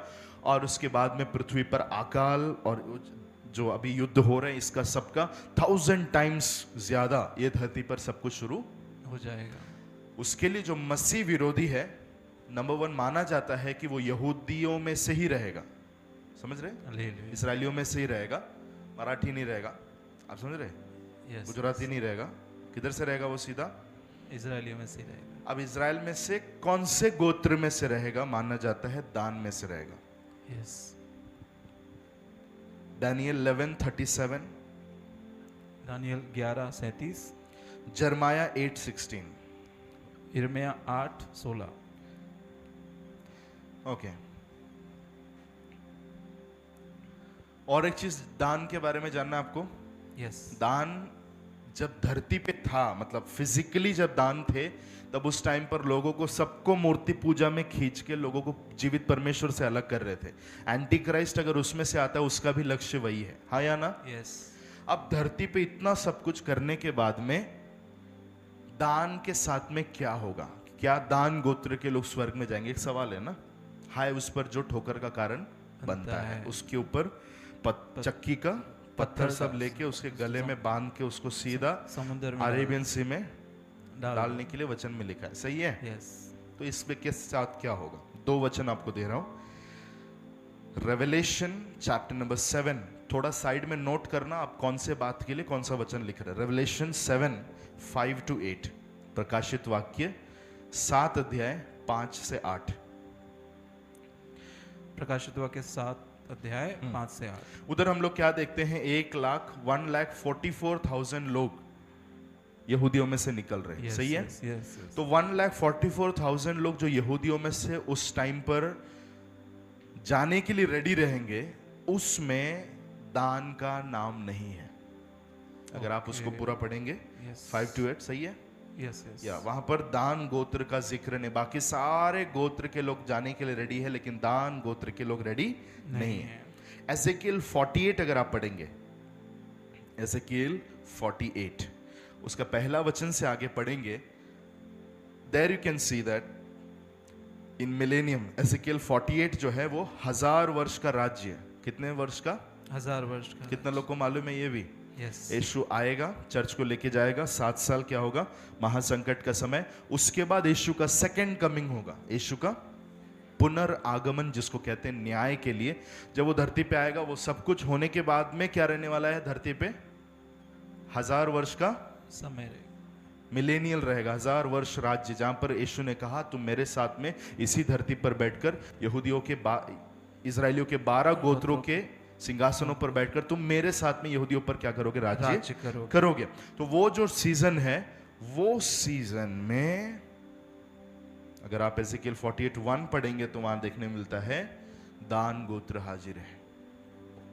Hallelujah, hallelujah. तो जाने के लिए दान गोत्र रेडी नहीं है, लेकिन मिलेनियम के टाइम पर 1000 वर्ष का जो राज्य है, राज्य का समय है, जहां पर रिडेम्पटिव लोग रहने वाले हैं, छुटकारा पाए हुए लोग रहने वाले, उसमें दान गोत्र के लोग भी रहेंगे। Hallelujah. This is God's redemptive plan. यह है परमेश्वर की पुनर्स्थापना की योजना। हालेलुया। एक व्यक्ति कितना भी नीचे गिर जाए तो उसको फिर से उठाने की परमेश्वर की योजना। Amen, amen, amen, amen. Hallelujah, hallelujah. Hallelujah. मनुष्य जैसे पाप में गिर गया, उधर ही परमेश्वर ने रिडेम्पटिव प्लान बनाया था पूरी मानव जाति के लिए। आमेन, आमेन। उसी टाइम पर बनाया था। वो भाग भाग से प्रकट होते हुए हम लोग देखते हैं। Hallelujah. Are you with me? Amen, amen. अब इसके बाद में तुरंत प्रोफेसी से निकल के प्रोफेसी कर रहा है, तुम्हारे साथ दान, तुम्हारे साथ ये होगा रूबेन। ये बोलते बोलते दान के बारे में बोलने के बाद में तुरंत याकूब प्रार्थना कर रहा है। क्या कर रहा है? प्रार्थना कर, ब्रेक लेके प्रार्थना कर रहा है। क्या है वो प्रार्थना? 18, हे यहोवा, हे यहोवा, मैं तुझी से उद्धार पाने की बाट जोहता आया हूं। मैं तुझी से उद्धार पाने की बाट जोहता आया हूं। सैल्वेशन मुझे तुझसे चाहिए। अब उधर कुछ भी नहीं बोला गया, सीधा दान को बोल रहा है कि तुम ये होगा वो होगा। लेकिन ध्यान देना, अंदर ही अंदर, अभी जो मैंने मैसेज अभी आपको बताया, ये चीज किसके अंदर चल रहा है? याकूब के अंदर चल रहा है। कि एक रिडेम्पटिव प्लान, एक उद्धार का योजना दान के लिए है। सडनली वो अपने आपे में आकर खुद के लिए मांगता है, हे यहोवा I need salvation from you. मतलब दान को जैसे तू रिडेम्पटिव प्लान में लेके आने वाला है, उनको उद्धार देने वाला है, यहोवा मेरे ऊपर भी उद्धार दे, गिव मी सैल्वेशन। अब ये सैल्वेशन वर्ड का मतलब मैंने बताया था क्या है, यहोशुआ। क्या नाम है, what is the meaning of salvation? It is Yehoshua. Who is Yehoshua? नहीं मालूम? अयो, यहोशुआ यीशु है, राइट? यहोशुआ कौन है? यीशु है, यीशु मसीह है। So ultimately Jacob was calling Jesus. Hallelujah, amen, amen. मृत्यु शैया में पड़े पड़े दान को ब्लेस कर या प्रोफेसी बोलते टाइम पर suddenly he is calling Yehoshua, Jesus the saviour, the salvation giver. Amen, amen, amen. वाह, यहोशुआ कहता है यीशु उद्धार करने वाला He Yeshu, called out for God's salvation. और यीशु के उद्धार के लिए वो बोलने लगता है। जाने या अनजाने में उसने किसको बुला दिया? सीधे यीशु को, राइट व्यक्ति के पास जाके कॉल लगाया। हालेलुया, होली स्पिरिट कर रहा था। आमेन, आमेन, Amen. आमेन, आमेन। तो दान के बारे में कुछ समझ में आपको? Yes, next is God. गाद 19। He shall triumph at last. हाँ, गाद पर एक दल चढ़ाई तो करेगा, पर वह उसी दल के पीछे भाग पर छापा मारेगा। yeah. God, a troop shall triumph upon him, but he shall triumph at last. तो गाद के बारे में सोचेगा तो एक चीज याद रखना है, क्या? He shall triumph at last. कि वो पीछे से छापा मारेगा। Yes, मतलब वो जीतेगा। हालेलुया, गाद क्या होगा? जीतेगा। नोट कर सकते हैं, पहला इतिहास 12 अध्याय 14 वचन। पहला इतिहास 12 अध्याय 14 वचन। वहां पर भी हम लोग देखते हैं गाद में से कई सारे राजाओं को, इजराइल के राजा लोगों को सपोर्ट करने के लिए गाद में से मिलिट्री सप्लाई होता था। हालेलुया, इसके लिए वहां पर ट्रूप लिखा है। ऐसा होगा कि गाद जब लड़ने जाएगा तो कुछ लोग गाद के ऊपर चढ़ाई करेंगे। सही है ना? वैसे लिखा ना, गाद चढ़ाई, एक दल चढ़ाई तो करेगा, एक दल चढ़ाई तो करेगा। ये आपकी स्टोरी बता रहा हूं। एक दल उसके ऊपर चढ़ाई तो करेगा, लेकिन at the and he will win. लेकिन अंत में वो लास्ट जीतेगा। वो जीतने ही वाला है। आमेन, आमेन, आमेन। नहीं चाहिए रहने दो, चाहिए तो पकड़ लो, नहीं चाहिए तो उधर ही बाइबल के अंदर ही रहने दो। आमेन, आमेन। स्टोरी के बीच में देखो प्रोफेटिकली क्या, कैसे उसकी डेस्टिनी की ओर पुश किया जा रहा है। मतलब गाद को ये प्रोफेसी याद कर। कितने लोग अपना अपना भविष्यवाणी याद करते हैं? Hallelujah, yes sir, yes, yes. कितने लोग बोलते हैं यस सर? यस सर, याद रखते हैं आप लोग? यस, आमेन। तो ये जितने गोत्र के लोग हैं सब लोग को क्या करना है? उनका उनका प्रोफेसी याद करना है, और याद किया करके वो फुलफिल होता गया। यस, तो गाद को क्या याद रखना है? एक बार मैंने बोला इजराइल लोग जब भी लड़ने जाते तो मिलिट्री फोर्स कहां से सप्लाई होता है? गाद से। तो गाद एक टाइम पे हारेगा, तब क्या याद रखना है? अंत में भविष्यवाणी जीतेगा। अपने ऊपर रखा हुआ है, अपन एक दिन जीतने वाले हैं। आमेन, आमेन, आमेन। ऐसा प्रैक्टिकली अगर आप जीना शुरू करेंगे इस रेवलेशन में कि मेरे लाइफ में बीच में थोड़ा ट्रूप मेरे ऊपर चढ़ाई करेगा, डिप्रेशन आएगा, एंजाइटी आएगा, कमी आएगा, घटी आएगा, बीमारी आएगा, रोग आएगा, लेकिन लास्ट में तो मैं जीतने वाला हूँ। आमेन, आमेन। एंड में विक्ट्री मेरे लाइफ में रखा हुआ है। Hallelujah, hallelujah. दिल से पूछ रहा हूँ कितने लोग विश्वास करते हैं? आमेन, आमेन, आमेन, आमेन। सपोर्ट करेंगे तो संडे जैसा इधर होता है वैसा बहुत कुछ अभी हो सकता है। आमेन, आमेन, आमेन। सपोर्ट मिलेगा तो। Yes, I am crazy here. Hallelujah. He shall triumph at last. ये भविष्यवाणी पूरी हुई यिर्मयाह उसके 49 अध्याय उसके वचन 1 में। और यिर्मयाह 49 के 1 में। नेक्स्ट, आशेर। आशेर। आशेर से जो अन्न उत्पन्न होगा। किसी को अगर फ्यूचर में नाम भी रखना है तो ये सब नाम यूज कर सकते हैं, ठीक है? Hallelujah, hallelujah. किसको? अपना फ्यूचर जनरेशन के लिए। आगे, आमेन। आशेर से जो अन्न उत्पन्न होगा वह उत्तम होगा। He shall yield royal dainties. bread from Asher shall be rich, he shall yield royal dainties. और वह राजा के योग्य स्वादिष्ट भोजन दिया करेगा। व्यवस्था विवरण 33 अध्याय वचन 24, ड्यूटरनॉमी 33:24। 33:24। हम लोग देखते हैं ये भविष्यवाणी ऐसी पढ़ा था, लेकिन आगे जाके मोसेस बहुत पावरफुल आदमी था, आप जानते हैं ना ओल्ड टेस्टामेंट का। हालेलुया। इन्होंने क्या किया, आशेर को देखा तो आशेर बिल्कुल लाइफ में प्रगति नहीं पा रहा है। ऐसा माना जाता है आशेर ने अपनी भविष्यवाणी को भूल गया। ही फॉरगेट हिज प्रोफेसी। वो अपनी उसके ऊपर भविष्यवाणी रखा भूल हुआ जो गया। भविष्यवाणी है वो दिमाग से निकल गया। एक लाइफ में सीखना है बातों को। कभी भी एक प्रॉफिटिक वर्ड आपको मिलता है, एक प्रॉमिस आपको मिलता है, बहुत सीरियसली उसको ग्रैब करना है और उसको लाइफ में लेके चलने की कोशिश करना है। Amen, amen, Practically, if I say, what I do is, if I get any prophetic word, if I get any promise from the Lord, I will just type it down. That's what I do. और मैं अपने जीवन में क्या करता हूँ, कोई भी मुझे भविष्यवाणी या फिर प्रकाशन वायदा मिलता है। वायदा मिलता है तो मैं उससे लिख कर लेता हूँ तुरंत अपने नोटबुक में। Yeah, in my notepad there are a lot of prophecies. और मेरे नोटपैड में बहुत सारे भविष्यवाणियां हैं। ध्यान दे रहे हैं आप लोग? हालेलुया। अगर ऐसा करेंगे, बीच बीच में उस सब भविष्यवाणियों को अगर आप पलट के देखेंगे ना, आप 100 में से मेरे हिसाब से 95% उधर ही चार्ज हो जाएंगे। हालेलुया। आमीन आमीन आमीन। जब भी थोड़ा सा डिप्रेस लगता है, थोड़ा ऐसा हताश फील होता है, जितनी भविष्यवाणी तेरे ऊपर आकर गिरा है वो सब निकाल के जो तूने रिसीव किया था ये मेरे लिए है, आमीन आमीन आमीन। ऐसे सब निकाल के बीच बीच में पढ़ के उसके ऊपर प्रेयर करने की कोशिश सबने करना है। आमीन आमीन। तिमोथी को परमेश्वर का दास पौलुस कहता है, जितनी भविष्यवाणियां तुझ पर मेरे द्वारा आई है वो सारे भविष्यवाणियों को स्मरण कर, उसके लिए यत्न कर। आमीन आमीन। आमीन। समय उसे भूलना नहीं है, भविष्यवाणियों को भूलना नहीं है। हालेलुया। इस्राएली लोगों ने भविष्यवाणी को याद किया कि नहीं? Yes yes. अभी हम लोग ये सब वही देख रहे हैं। मूसा क्या कर रहा, आशेर को देखा तो आशेर की भविष्यवाणी याद किया, बोला आशेर तेरे ऊपर तेरे पूर्वजों के समय पर पिता महान याकूब ने क्या किया था, ये भविष्यवाणी किया था। और आगे जाकर वही भविष्यवाणी आशेर के द्वारा पूरी होती है। आशेर एक ऐसा देश बन जाता है जो सिर्फ it was not just providing the necessities but luxurious things, prosperity वाली चीजें, it was in Asher land. तो आशेर केवल जरूरत की चीजें नहीं दे रहा था, बल्कि राजकीय चीजें वो उस जगह से मिल रही थी।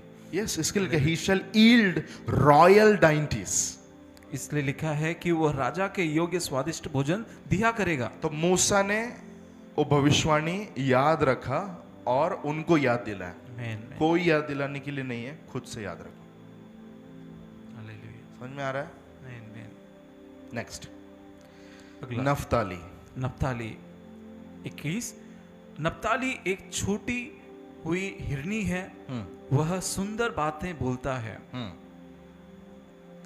Naphtali is a deer let loose. He uses beautiful words.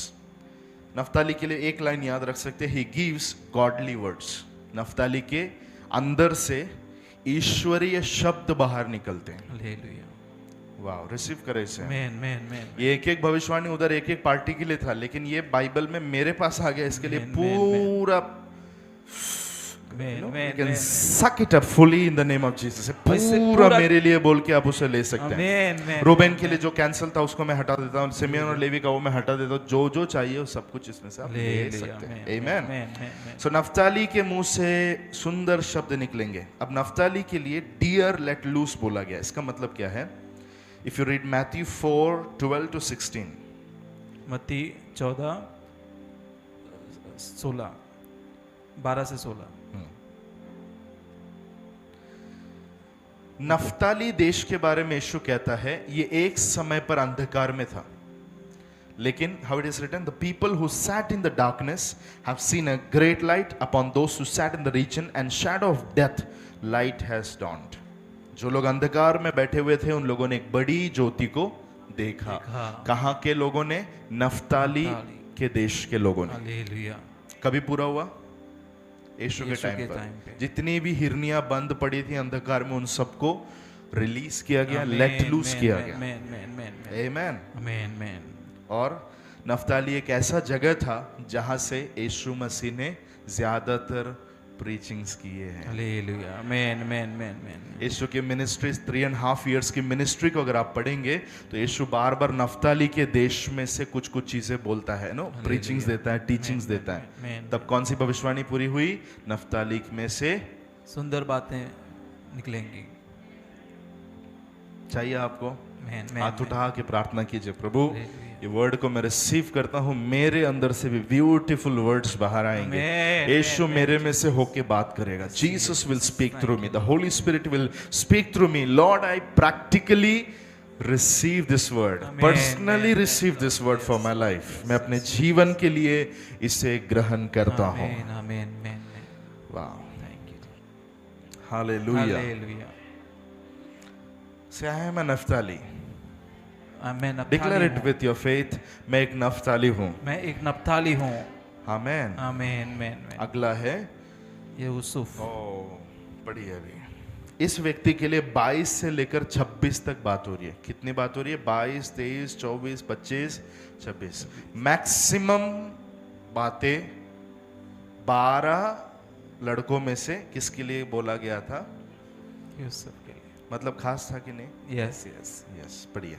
Yusuf फलवंत लता की एक शाखा है। वह सोते के पास लगी हुई फलवंत लता की एक शाखा है। उसकी डालियां भीत पर से चढ़कर फैल जाती हैं। धनुर्धारियों ने उसको खेदित किया और उस पर तीर मारे और उसके पीछे पड़े हैं, पर उसका धनुष दृढ़ रहा और उसकी बाह और हाथ याकूब के उसी शक्तिमान परमेश्वर के हाथों के द्वारा फुर्तीले हुए, जिसके पास से वह चरवाहा आएगा और जो इज़राइल की चट्टान भी ठहरेगा। यह तेरे पिता के उस ईश्वर का काम है जो तेरी सहायता करेगा, उस सर्वशक्तिमान का जो तुझे ऊपर से आकाश में की आशीषें और नीचे से गहरे जल में की आशीषें और स्तनों और गर्भ के आशीषें देगा। तेरे पिता के आशीर्वाद मेरे पितरों के आशीर्वादों से अधिक बढ़ गए हैं। वाह, blessing of your father have excelled the blessing of my ancestors. पिता महान मतलब अब्राहम, इसहाक, ये लोगों ने जो ब्लेसिंग रिलीज किया था जनरेशंस के ऊपर, उससे बड़ी आशीष अभी तेरे ऊपर आ रही है। Amen. Hallelujah. Hallelujah. Mighty God of Jacob. Last में क्या बोलता है? कि उस सर्वशक्तिमान परमेश्वर, सर्वशक्तिमान का जो तुझे ऊपर से आकाश में से आशीष देता है। ये कौन सा वचन खोला है? 25, 26 भी। तेरे पिता के आशीर्वाद मेरे पितरों के आशीर्वाद से अधिक बढ़ गए हैं और सनातन पहाड़ियों की मनचाही वस्तुओं की नाई बनी रहेंगे। वे यूसुफ के सिर पर हाँ। जो अपने भाइयों से अलग किया गया था, उसी के सिर के मुकुट पर फूले फलेंगे। आमेन। हालेलुया। हालेलुया। इसमें से एक चीज है, अब ये पढ़ते समय पर इसमें कोई डिस्क्रिप्शन नहीं, already 10 prophecy have been fulfilled, और जो ब्लेसिंग उसके फ्यूचर अब जब तक जिंदा रहेगा तब तक के लिए आशीषें बोली गई है। हालेलुया। इसमें एक चीज आप ध्यान रख सकते हैं, that is a fruitful bough, फलवंत दाखलता। आमेन। यूसुफ क्या है? एक फलवंत दाखलता है। Joseph is a fruitful bough. यूसुफ एक फलवंत दाखलता है। उसकी डालियां क्या करेगी? शहर पना को भी लांग कर जाएगी। Can you receive that word on your life? क्या ये वचन आप अपने जीवन जितनी भी हिंड्रेंसेस लाइफ में आएगी, जितनी भी रुकावटों की दीवारें आएगी, लेकिन जोसेफ के ऊपर की प्रोफेसी है कि तेरी जो डालियां है आमेन वो भींतों को क्रॉस कर जाएगी। आमेन। और ये जोसेफ के लाइफ में हुआ। पोतीपर की पत्नी नाम की भींत उसके सामने है, ओवरकम किया उसने। जेल नाम का भींत आया, उसने ओवरकम किया। गड्ढा नाम का आया, ओवरकम किया। फेरो नाम का आया, ओवरकम किया। हर जगह पर his vine was crossing the walls. हर जगह पर उसकी दाखलता वो दीवारों को फांद रही थी। रिसीव करे यीशु के नाम से। फ्यूचर में मेरे लाइफ में जितनी भी दीवारें आएगी, यूसुफ के ऊपर बोला हुआ भविष्यवाणी को मसीह यीशु में मैं क्लेम करता हूँ। मेरी भी ढालियां दीवारों को, शहरपनों को लांघते हुए जाएगी। वो रिटर्न नहीं आएगी, वो लौट कर नहीं आएगी, लेकिन दीवारों के ऊपर चढ़कर जाने का ग्रेस यीशु के नाम में मैं रिलीज करता हूं इन सभी के ऊपर। You will be an overcomer in the name of Jesus. आप दबेंगे नहीं, आप गिरेंगे नहीं, आप पड़े नहीं रहेंगे, लेकिन आपके ऊपर ओवरकमर्स का ग्रेस है, ओवरकमर्स का अनॉइंटिंग है, ओवरकमर्स का ब्लेसिंग है, ओवरकमर का ग्रेस आपके ऊपर से बहता रहेगा यीशु के नाम में। जितनी भी दीवारें आएगी यीशु के नाम में, मैं यहोवा की सहायता से जो मुझे सामर्थ देता है, मैं सब कुछ कर सकता हूं बोलकर you will overcome every walls. हर एक दीवारों को मैं लांघता जाऊंगा यीशु नासरी के नाम से। Hallelujah, come on somebody, hallelujah. ताली बजाकर यीशु को धन्यवाद करें। मेरे लाइफ में I will be an overcomer, I will be an overcomer. पाप के ऊपर ओवरकम करूंगा, कारागृह के ऊपर ओवर करूंगा, भाइयों की नेगेटिव प्लानिंग्स के ऊपर ओवर करूंगा, शत्रुओं की योजनाओं के ऊपर ओवरकम करूंगा। यस, यीशु के नाम में रिसीव करें। आपके स्पिरिट में आकर ये गिर जाए यीशु के पवित्र नाम से। Hallelujah, hallelujah. यीशु के नाम में कोई भी चीजें आपको पुल बैक नहीं कर पाएगी, कोई भी चीजें आपको पीछे नहीं खींच पाएगी, कोई भी बातें आपको दबा नहीं पाएगी। वासेली में एक कमबैक के साथ आप बाहर आएंगे, कमबैक स्टोरी के साथ आप बाहर आएंगे। जितना आपका सेटबैक है, सेटबैक्स को क्रॉस करके कमबैक के साथ में आप लौट कर आएंगे। एग्जैक्टली यीशु के जैसे 3 दिन के लिए वो सेटबैक लिया। On the resurrection Sunday he had a comeback story in the name of Jesus. Receive करें यीशु के नाम में। आने वाले दिनों में मैं गिरूंगा नहीं, मैं पड़े नहीं रहूंगा, मैं वापस यू टर्न मार के नहीं आऊंगा, लेकिन I will cross over. You will cross over in life. आप में से हर एक व्यक्ति को मैं देखकर बोलता हूं, आप में से सभी लोग जो नम्र होके एकदम आत्मा में ऐसा रिसीव करने बैठे, उनसे मैं, सबके लिए नहीं है, जो लोग रिसीव कर रहे हैं उनके लिए मैं बोल रहा हूं कि आने वाले दिनों में आप क्रॉस ओवर करने वाले हैं। लाइफ में क्रॉस ओवर होने वाला है यीशु के नाम से। दाल मनुथा लमनासिया थरा, दाल मनुथा लसनफलिया थरा। You will cross over in life in the name of Jesus. आपने जीवन में पार होकर जाएंगे यीशु मसीह ने जैसे वो आंधी तूफान को थम कर, जैसे उसके नाव ने झील तक पहुंच गया यीशु के नाम में, वैसा एक क्रॉस ओवर में रिलीज करता हूं इन द नेम ऑफ जीसस। कोई भी आंधी रोक नहीं पाएगी, कोई भी तूफान रोक नहीं पाएगा, कोई भी दुष्ट जो तूफानों को, लहरों को उठाता है रोक नहीं पाएगा, क्योंकि मेरे नाव के अंदर मसीहा बैठा हुआ है। I will cross over in my life, I will cross over in my life, I will cross over in my life. मेरे जीवन में मैं पार करूंगा यीशु नासरी के नाम में, मैं पड़े नहीं रहूंगा।